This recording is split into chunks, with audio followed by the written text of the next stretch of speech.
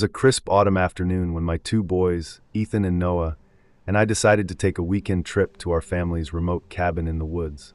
The cabin had been passed down through generations, a place filled with laughter and cherished memories. But as we drove along the winding dirt road, I couldn't shake the feeling that something was different this time. The trees loomed overhead like dark sentinels, their branches twisting into eerie shapes against the gray sky. A chill ran down my spine, but I brushed it off as just my imagination. The boys were excited, chattering about all the adventures we would have. Little did they know, this trip would turn into a nightmare. As we arrived at the cabin, the familiar creak of the wooden door sent a shiver through me. The air inside was stale, untouched since our last visit. Dust motes danced in the beams of light, filtering through the grimy windows.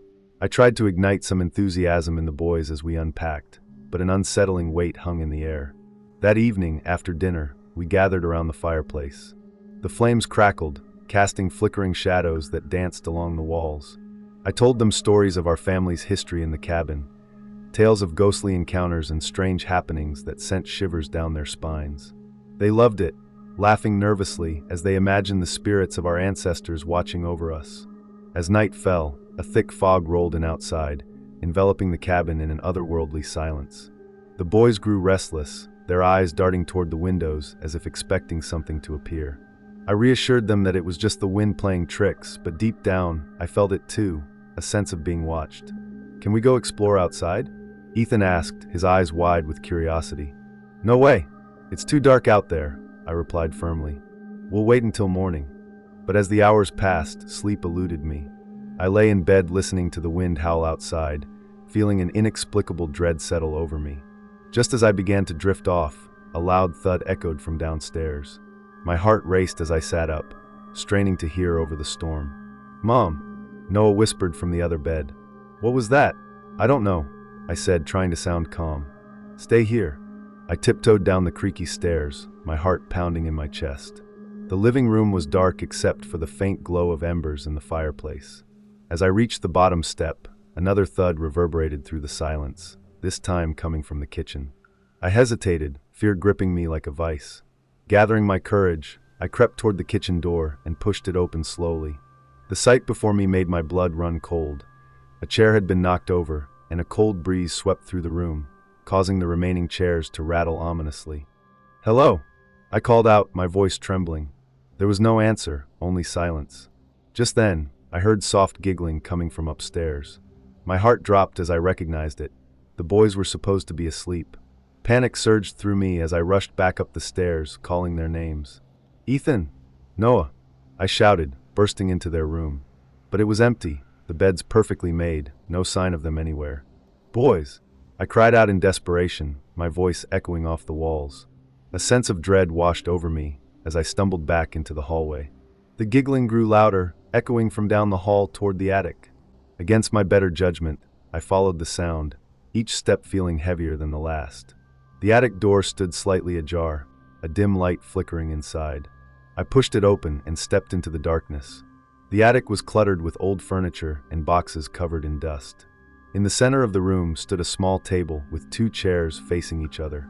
On one chair sat a doll, its porcelain face cracked and eyes wide open, staring directly at me. "Ethan? Noah?" I called again, my voice shaking with fear. Suddenly, a cold wind swept through the attic, extinguishing the flickering light and plunging me into darkness. I fumbled for my phone to use its flashlight when I heard their laughter again, this time closer and more sinister. "Mommy!" came Noah's voice from somewhere in the shadows. "Where are you?" I shouted back, panic rising within me. "Up here!" Ethan's voice echoed eerily around me. I turned toward their voices, but they seemed to come from every direction at once. My heart raced as I stumbled backward into a pile of boxes. Just then, a cold hand grasped my ankle from beneath the floorboards.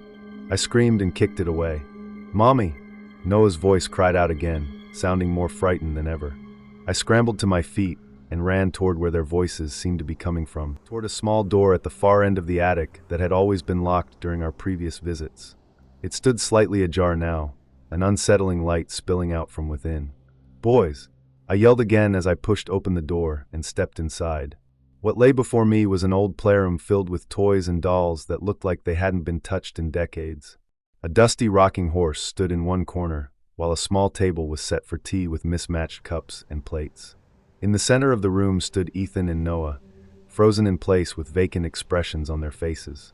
My heart sank as I approached them cautiously. "Boys, are you okay?" I asked, reaching out to touch Ethan's shoulder.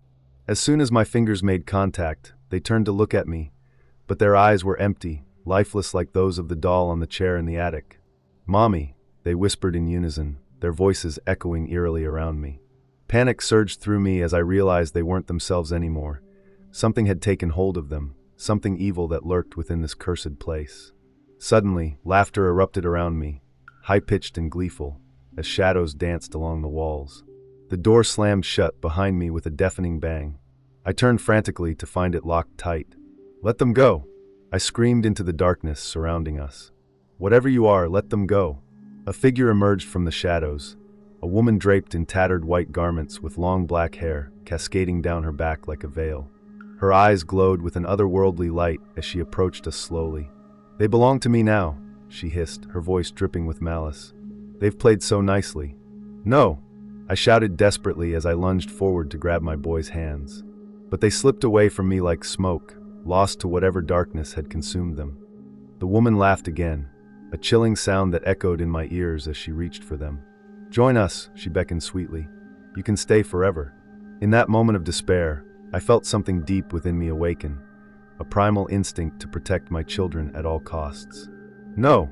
I screamed again, summoning every ounce of strength within me. The room began to tremble as shadows swirled around us. Toys rattled violently on their shelves while echoes of laughter morphed into cries of anguish. The woman's face twisted in rage as she fought against my will.